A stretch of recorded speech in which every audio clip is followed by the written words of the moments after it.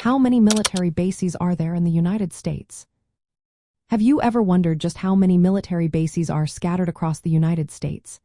It's a fascinating topic that highlights the extensive presence of the armed forces in our country. The United States has approximately 4,790 military sites both domestically and around the world, all managed by the Department of Defense. This number includes a diverse range of facilities like bases, training ranges, airfields, and support installations. When we focus specifically on the United States, there are roughly 1,000 to 1,200 major military bases and installations. These bases are located in all 50 states, Washington, D.C., and U.S. territories.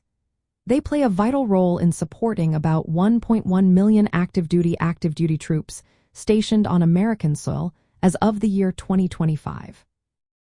The distribution of these bases varies from state to state.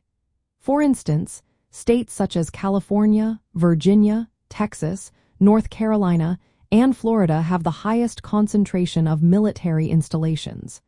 Together, these states host about half of the active duty military personnel in the country. Each branch of the military, Army, Navy, Air Force, Marine Corps, Space Force, and Coast Guard, has its own facilities within these bases. They provide essential functions that include training, operations, logistics, and housing for service members and their families. Living on a military base is unique. These bases are not just facilities, they are communities where service members and their families live and work.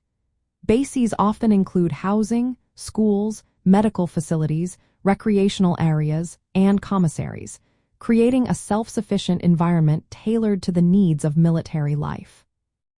In addition to the major bases within the United States, the military operates over 750 bases overseas. However, the number of military bases within the United States remains around 1,000 to 1,200 major installations. These bases support a significant portion of the active duty force and provide the necessary infrastructure for training, readiness, and quality of life for military personnel and their families.